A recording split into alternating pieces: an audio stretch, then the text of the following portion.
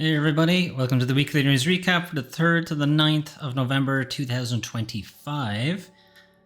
So this week we got the news that GTA 6 has been delayed again, just somewhat expected I would think, since we really haven't seen much from the game in the intervening time. You might have expected that we would have seen a little bit more gameplay at this point.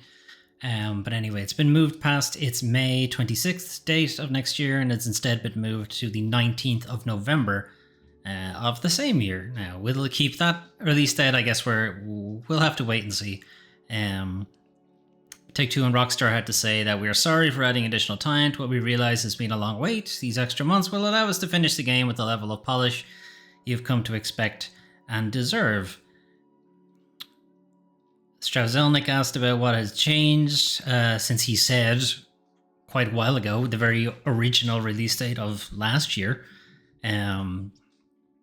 What's changed since he was so confident in the release date then? It's all of 2025. We'd had more time to develop the title, and so we are getting closer to the release. We are grateful that it is still within the same fiscal year. Citation needed. And mostly we're grateful to Rockstar for constantly seeking perfection. So nothing. Or 2025 was such a shit show? I don't know what he's going with there. All of 2025 is what he said. That's what's changed his confidence. Why is he confident about it now? Who knows? He's a CEO, so who gives a shit, really? Anyway, there's been some discourse on why exactly GTA 6 was delayed. We'll get into that in the industry bullshit section. But for now, we're going to move on. GTA 6, not the only game that's been delayed. Captain America and Black Panther, something. What's the full game? Marvel 1943, Rise of Hydra, which is the Captain America, Black Panther, not Uncharted game. Written by Amy Hennig, who did Uncharted 1, 2, and 3, I think. I think she did 3. Or did half of 3, something like that. Anyway, it's been delayed again, but has not been given a new release date, which suggests things are going a little bit not great there, since we have seen zero gameplay from it. Marvel 1943 Rise of Hydra is an ambitious project. We are committed to ensuring it meets the level of quality that our team, players, and fans expect. Fully realize our vision for Marvel, blah, blah, blah. We've made the decision to shift our release window beyond early 2026. Now, that could mean mid-late 2026, but there's no specific release date given. It was meant to ship this year, end of this year. In fact, it was meant to come out now. But middle of this year, they announced that it would be pushed back to early of next year, and now it's being pushed back again. And considering we've seen no gameplay from it up until this point, yet to see any real gameplay, suggests things aren't going particularly great over at Skydance. Is it Skydance? That's the developer, right? Skydance Games, yeah. Maybe. Still, that's a long time to go without any actual gameplay. Anyway, speaking of no more gameplay, 4 years even into its 10-year plan, Halo Infinite is officially ending any major updates. That's effectively the end of the game, or the end of support for the game, of course. The game itself will be ongoing, and who knows when exactly they'll shut down the servers, but the game itself is not ending. There's just not going to be any new content updates. There'll be maintenance and support updates until then. Anyway, ending updates for Halo Infinite. Operation Infinite will be the last update. Release next week. Yeah, next week, 18th of November. With multiple Halo titles in development, we'll need our whole team's combined focus to deliver new experiences with the same passion and care that our community has given us. While we remain committed to supporting Halo Infinite on the road ahead, doesn't sound like it, Operation Infinite is the last major content update currently planned. So where did this 10-year thing come from? So originally when Halo Infinite was being talked about, and they were talking about it and getting people hyped for it and what have you, this was effectively meant to be the next 3 Halo games, more or less. And it actually sounds exactly what Destiny was going for. It's like, this is a 10-year thing. And a lot of live service games had that exact same marketing bit of saying this is going to be a 10-year thing, and we're going to have content for all of that time, and then they disappeared. And as it turns out, Halo Infinite will be no different. So it did have an ambitious 10-year plan to tell new stories in continuing Master Chief's saga for years to come. Back in 2020, studio head Chris Lee, former studio head, I think he left at some point. Halo Infinite is the start of our platform for the future. We want Infinite to grow over time versus going to those numbered titles and having all that segmentation that we had before. It's really about creating Halo Infinite as the start of the next 10 years for Halo and then building that as we go with our fans and community. Well, that's obviously not going to happen. And the segmentation thing really would only have affected multiplayer. You could absolutely have had a separate multiplayer thing and still told single player Master Chief stories separately. Like they didn't have to, you don't have to bundle them together. You didn't have to do that. There was an option there and they decided not to do it. Anyway, that's it. That's the story. What are they working on now? Who knows? We know they're doing the Halo 1 campaign evolved, and there's allegedly a Halo 2 and Halo 3 campaign evolved version as well. So potentially that's what they're moving on to working on. So instead of making new stories, they're just going to go back to the old stories and redo them. Which I'm sure it's what every Halo fan wanted to hear. Anyway, moving on. Xbox Game Pass things. Since it's early in November, we get the first wave of Xbox Game Pass games that are more or less what you'd expect for November, with Call of Duty showing up. So hang on, can make this image bigger. Not really. Anyway, Call of Duty, Winter Burrow, Dead Static Drive, Egging On, Pigeon Simulator, Whiskerwood, which is a game preview, so it's an early access thing. Void Train. Sorry, all the top row was all for Ultimate. Then after that, it's all premium. So Void Train, Great God Grove, game I can't read from here. Relic Hunters, I think it says. Lara Croft and the Guardian of Light. Seriously, that game is 6 million years old at this point. And Sniper Elite 5, I think. I don't know. I can't read the number from here. Anyway, it's okay. I mean, Call of Duty, I suppose it was expected, but it is pushed up into the Ultimate tier, which is what Xbox was saying was going to happen. It wasn't going to be available for premium. Winter Burrow is an interesting kind of lifestyle sim. I was going to say Stardew Valley-like, but it's not really, because it doesn't really have the village element to it. It's kind of just like a survival thing where you're living in a wintertime forest as a little mouse. Dead Static Drive I'm not familiar with. Egging On we'll talk about later because it's in the new releases. Pigeon Simulator presumably is what it sounds like. I don't know what Whiskerwood is. Great God Grove is actually a pretty good visual novel game. And Lara Croft, and Smith just I was giving a shit for Lara Croft and the Guardian of Light. It's actually a good game. Let's see what some of these are. Dead Static Drive is Grand Theft Cthulhu, an indie survival horror game following a nightmarish road trip across 90s, 80s Americana. Weird fiction, eldritch themes, spooky unease. What makes it Grand Theft Auto exactly? It's a road trip. You're not staying in the one city. Okay. Oh, it's Sniper Elite Resistance, sorry. Which I think is the... I was going to say it's the multiplayer one, but I don't think there is a multiplayer one. There's a co-op one. Egging On, as I said, we'll talk about later. Whiskerwood. Establish a home for your industrious mice even. Under the oppressive paw of your cat overlords in this city builder. Yawn. Void Train. Join the crew of an interdimensional express. Set off into mysterious void. Drifting minefields, glowing horizons. Every stop brings new perils. This sounds like a roguelike. Expand your train. Craft gear. Do battles. I don't know. It may or may not be a roguelike. Yeah. Okay. Anyway, it seems decent enough. Obviously, if you're into Call of Duty, there's that. But I would argue if the only game you're going to be playing is Call of Duty, you really should just buy the game. Game Pass is not worth it, really, for how much they're charging. Anyway, moving on.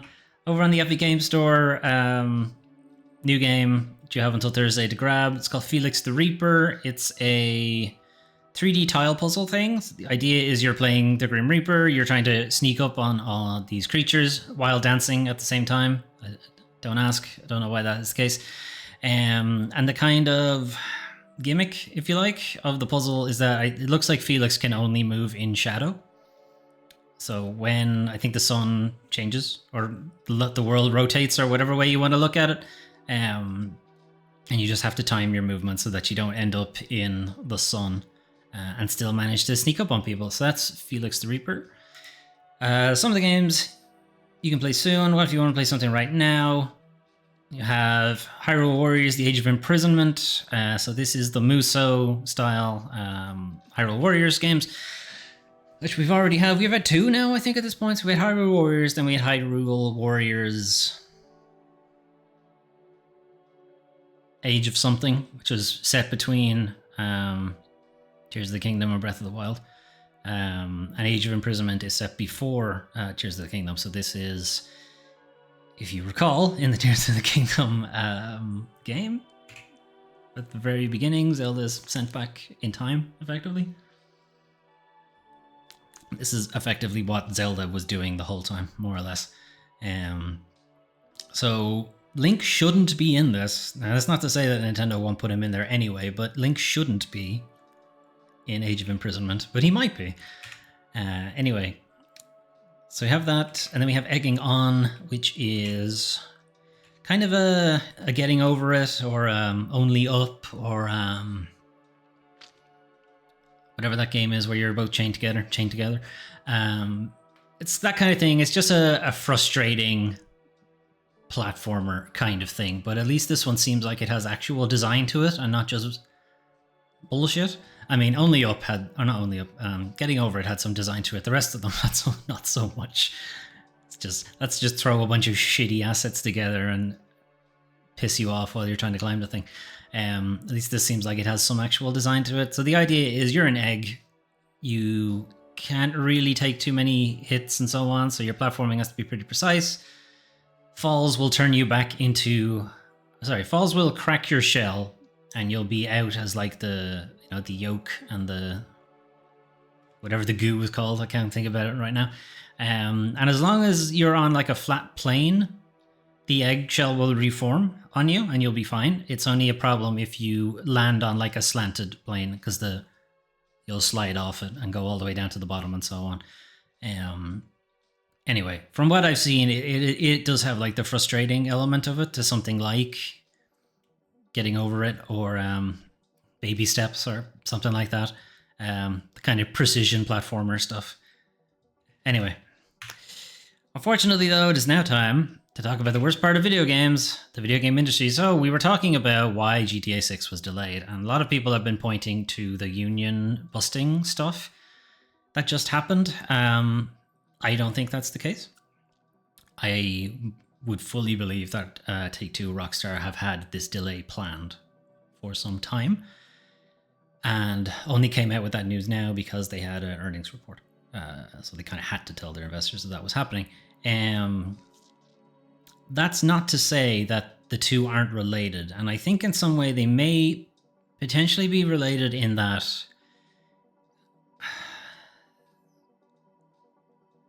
so there's a Rockstar side of things, Take-Two side of things for this union busting thing is that they were sharing insider information to a public Discord. It was not a public Discord. Sorry, it was a public Discord, but it was a private channel. So there's kind of, you know, they're being selective with the words they're using. And potentially some of the stuff they were sharing was that GTA 6 was going to be delayed. But they were sharing it in the sense that this is going to result in more crunch for the developers. You might argue that if they're delaying it, that should be less crunch, but that's not how it works. Now, we don't know that's true. We don't know what they shared. Rockstar, Take-Two, saying that it was, you know, gross negligence, that they were sharing proprietary information or leaking things and so on. Obviously, the question then is, what? What were they leaking? Now, we don't know. Certainly nothing about the game had come out. in the intervening time. We learned about the delay from the earnings report, so we didn't learn about it from some leak or some Discord leak. So the only thing that can be left up to that then is that what they were leaking was what it's like working there. Because the people they were talking to were union representation. So it's possible they were talking about like what's required of them on the job, how they're being, in their mind, exploited, and these kind of things. And it's why we didn't hear any leaks about like the video game side of it, because that's not what they were leaking. And we still don't know. And it is still a somewhat of a he said, she said situation. Take-Two, Rockstar are claiming they were sharing information that they were not supposed to be sharing. And the fired members, 31, something like that, Rockstar employees claiming that all they shared was like union pertinent information, and they were talking to union representation in trying to get unionized at Rockstar, which in the UK is very much protected speech and is not grounds for dismissal. Certainly not gross negligence. So we don't know. IWGB are preparing to help the Rockstar guys to sue Rockstar about these kind of things. But until that happens, I don't think we're gonna fully know what's going on. Anyway, I thought I had some highlights on this page, but apparently I don't. Hang on, maybe if I refresh, I'll get them back. Sometimes there they are. Okay, so allegedly ousted for sharing company information in a forum that included non-employees and not for engaging in trade union activity. Now, the non-employees would be members of the IWGB, which is a union rep, and in that case, it would absolutely be trade union activity. Anyway, IWGB saying that they were let go because they were attempting to improve their working conditions by joining a union and were then fired for gross misconduct. And this is kind of a cover story, really. We took action against a small number of individuals who were found to be distributing and discussing confidential information in a public forum, a violation of our company policies. This was in no way related to people's right to join a union or engage in union activities. The people fired and IWGB basically say, no, that is the reason. Management are showing they don't care about delays to GTA 6 and that they're prioritizing union busting by targeting the very people who make the game. In recent years, Rockstar executives have benefited from £443 million. Reminder, Rockstar is based in the UK, in tax relief while showing total disregard for the law of the livelihoods of their staff. At every turn, they've chosen profits over both workers and fans of their games. So, union reminding that UK workers have a statutory right to engage in private conversation with union organisers that supersedes any employment contract. Therefore, this gross misconduct thing is not going to fly. Discussions took place via private Discord channel. Members of that Discord channel never discussed Rockstar products or titles. Again, that's what they're claiming. And a group of union members and supporters protested outside Take-Two's headquarters in London, which is what we're moving on to this next story. So, as Rockstar accuse Fired Stuff of leaking secrets, unions launch street protests against publisher Take-Two, and there are some kind of funny signs there. All you had to do was follow the damn law, Rockstar, which is obviously from San Andreas. So Alex Marshall, president of the IWGB union, had to say that this is typical union busting behavior. It's really in character for what we've seen from Rockstar so far. Rockstar seem more interested in trying to claim the discourse and cover up their bad behavior than actually engage with the workers. So effectively, they're more interested in covering up their union busting than just like talking to their employees. Workers have gathered in a space where they are all workers for the company and they're discussing workplace issues. They haven't breached any confidentiality. It has been shared worker to worker. It's completely disingenuous what they're claiming. And I believe we didn't get a take. Yeah, we reached out to Take-Two, but they didn't say anything. There's a real sense in the industry. Oh, sorry. This is talking about kind of how the rest of the industry has been taking the union busting claims. There's a real sense in the industry of the need to organize from these workers who are passionate about the work they do, but also have seen the conditions they often have to work under, whether that's, 7-day weeks or whether that's toxic behavior in the workplace. They've seen a need to build unions, so there's this real positive movement across the industry around the world to be building unions. And that same community has really showed up for these workers during this difficult time. So yeah, there were more than just the Rockstar employees at this protest. There were a lot of other developers from different studios, other union members, and so on, all at those protests as well. Now, whether Take-Two or Rockstar will give a shit, probably not. Really, it's more a case of what's going to happen with the eventual lawsuit. That's almost certainly going to be coming Rockstar's way. Anyway, speaking of laying off people, Square Enix sets to cut over 100 jobs in mass layoffs. So we'll go to the original part of the story because there was an update. So they're planning to let go up to 137 people across the UK and the US. 137 people in the UK and then a further unknown number in the US because the labor laws are different. In the UK, you need to if it's going to be that many people, you need to definitely engage well ahead of time and have the numbers ready to go and so on. Not so much in the US. You guys should probably look into that. Anyway, it was announced in a video call with staff located outside of Japan. So presumably this was Japanese higher-ups talking to staff located outside of Japan. Cuts will affect marketing, publishing, business planning, QA, IT, and more. It's not clear if "and more" means like artists, engineers, that kind of thing, or if it's, well, QA are going to be involved anyway. Anyway, staff being let go, start being notified on Thursday, this week on Thursday. This represents a fundamental restructuring of the overseas publishing organization. The current fiscal year fundamental restructuring of the oversized publishing organization is being implemented with the aim of further strengthening global publishing capabilities and improving operational efficiency. Yes, we're going to strengthen our capabilities by firing a bunch of people. That makes sense. And then they decide to slip in this last thing that those not let go from the company will now have to return to the office. So that's nice.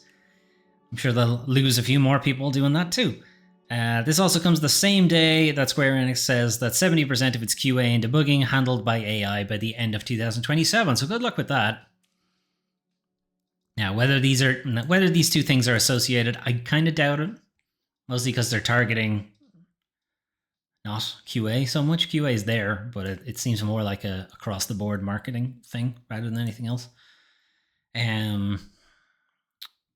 So this does mirror like a couple of other Asian publishing houses that have effectively kind of pulled back from the West in some ways. NetEase in particular, we'll be talking about them in a second. But this seems to be a growing trend of kind of moving development away. Now this is kind of affecting publishing, but they're not necessarily going to need a publishing arm if they're not developing games. Arguably, you could say that, they're still going to need marketing for like marketing Final Fantasy VII Part 3 or whatever in the US and what have you, but maybe they don't need as big an arm if they're not also having to handle development studios out there as well. Anyway, we don't really know. But obviously trying to claim that you're strengthening global publishing capabilities by removing a lot of things that seem pretty vital for publishing. Anyway, the update was basically just Square Enix had an actual statement, which is a bunch of corporate bullshit. But I thought these couple of lines here were a bit shit. We extend our heartfelt gratitude to the talented team members who will be departing the company. Why are they departing the company? Is it voluntary? Doesn't sound like it. We're committed to treating each individual with the utmost respect. That's why we did a fucking video call. Anyway. Speaking of NetEase, yet another NetEase studio has closed. This time it's ex-Watch Dogs devs, Bad Brain. We didn't know what they were working on, and as it transpires, we will probably never know what they were working on. But Bad Brain Studios former Ubisoft and more specifically Watch Dogs devs, found in 2023, basically going to be shutting their doors because they weren't able to find a new publisher. So NetEase were kind of saying, we're not going to shut you down, but we're not going to fund you anymore. And if you're able to find someone else to fund you, then okay, that's fine. But nobody was willing to take over. So they called on any interested investors or publishers to reach out to potentially save the project, but it seems like it's not going to happen. It's with a heavy heart that we share that Bad Brain Game Studios will be closing its doors. Our last official day of operation will be 17th of November, next week. And despite our continuing efforts to seek a new partner for the project, a path forward has yet to materialize. Now, there is we believe strongly in what was created and would love to see the world find its way to players, sure. Midnight Riders, was the name of their game, but I don't know if it was a racing game or something else. But yeah, kind of pointed out here in the article is that Bad Brain is set to close at the same time as Fantastic Pixel Castle, which is a former World of Warcraft designers studio, which suggests that maybe NetEase had like a global deadline for some of these studios. And I was saying in the previous article that NetEase are also kind of pulling back. This isn't the first studio they've taken down, as you know, a third NetEase studio might suggest. They've significantly been scaling back its operations and actively shopping around its non-Chinese studios. Claimed the company denied at the time, but it's quite clearly obvious. Maybe they're not shopping it around exactly so much as just washing their hands of it. But yeah, we had the Vancouver Worlds Untold, which is former Mass Effect people, Jar of Sparks, which I think was former Halo, Uka Studios, which is former Square Enix staff. So like, at least they got their game out. I suppose it's one thing to be said for Uka Studios. They got their game out, which is Visions of Mana, which was a good game. Not amazing, but I thought it was decent. Whereas Worlds Untold and Jar of Sparks never got their game out.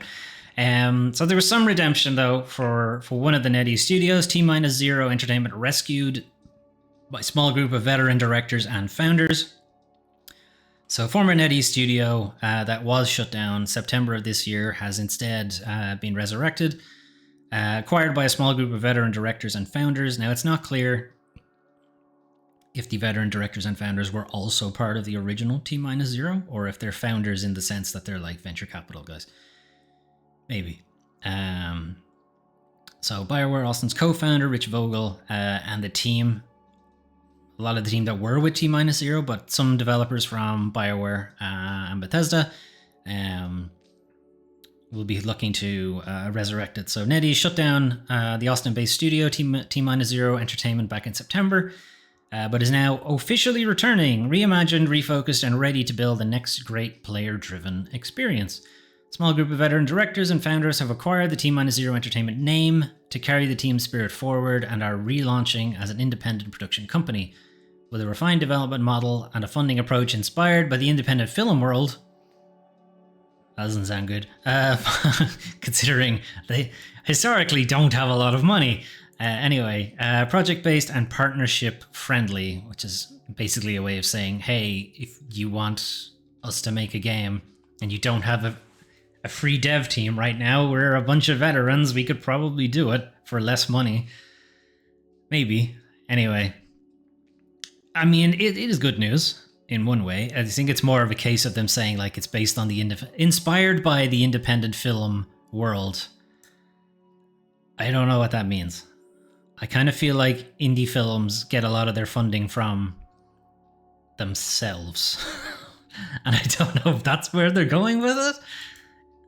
And that they're not looking for like a publisher to own them so much as to partner with them, which is a better way to do it, but it also results in like less budget, typically.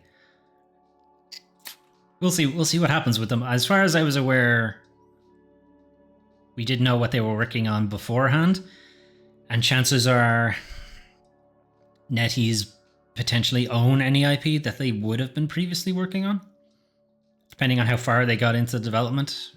We'd have to see what exactly was the agreed deal. Did they retain any IP rights and so on? I'm guessing no. But I don't know. I guess we'll find out later. Anyway, last thing. US Patent Office makes rare decision to order re-examination of previously awarded Nintendo patent. So this is kind of a weird one. So you may recall that the Pokemon and Nintendo are suing Pocket Pair, the Pal World people, Pokemon with guns, for using Pokeball mechanics, basically. The idea that you can summon a creature to fight on your behalf with a special item, i.e. the Pokeball.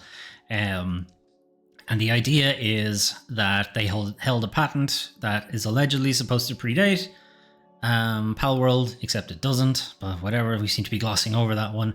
But as it turns out, there is prior art, and prior art in a patent basically means that there's a pre-existing patent that is either identical or extremely similar to the patent you are trying to implement, and therefore supersedes you. You're not allowed to have that patent.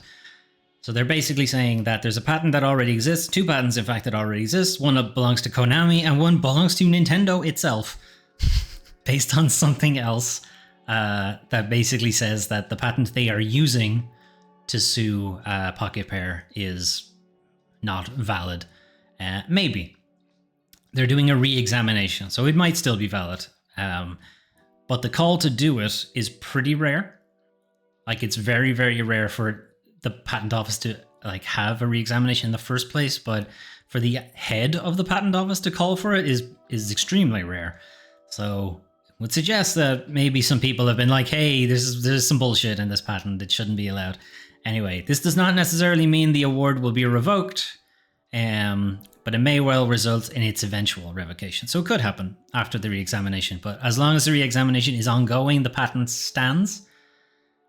So if Nintendo are able to get that lawsuit out of the way quickly before the re-examination happens, I imagine any judge or any court would be like, no, we're gonna wait to see what the patent office says about that anyway. So in reference to two prior patents, either of which would provide prior art references that negate Nintendo's latest claims. One of them is from Konami from 2002, and one of them is from Nintendo in 2019. I don't exactly know when Pal World was announced, but I think it was announced after that. I'm curious what the Konami one is, though. 2002. Did Konami have a summoning game?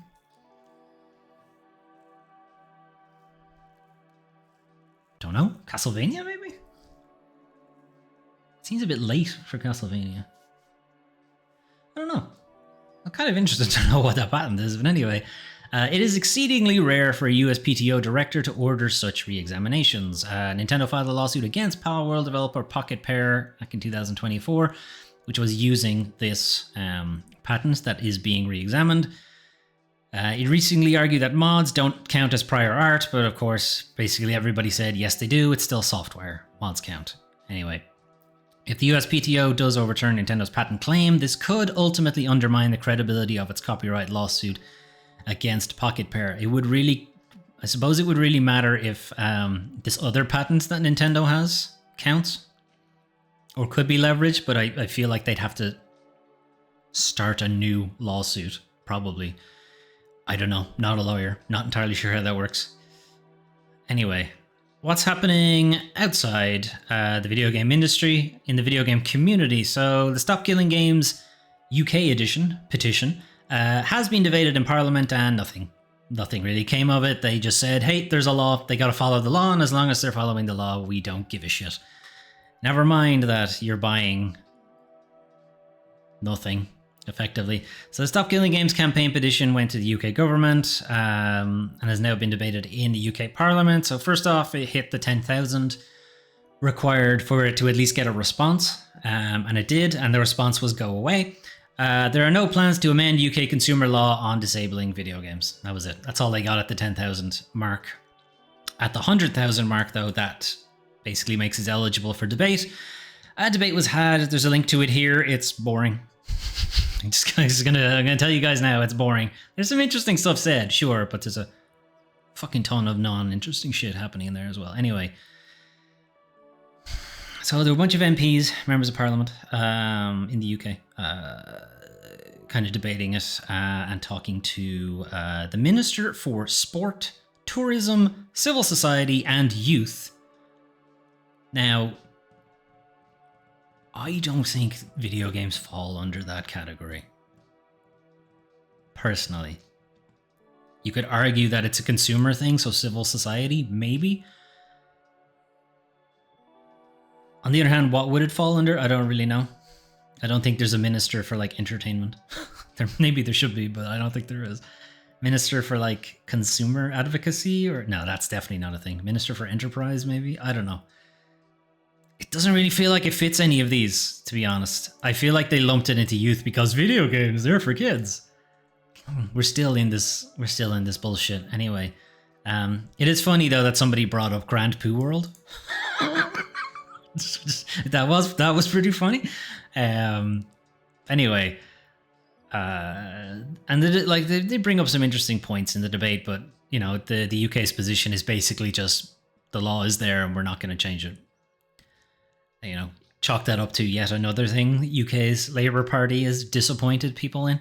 Anyway, the law works, but companies may need to communicate it better. No, the law doesn't work. This petition wouldn't be happening if the law worked. The government is sympathetic to the concerns raised, except it isn't, but we do also recognize the challenges in delivering this from the video game industry perspective. First, this would have a negative technical impact on video game development. Boo-hoo. I'm sure having to have your game actually functional is also a negative impact on video game development. But that's also required. Having your game not set the house on fire. Probably a negative impact on development.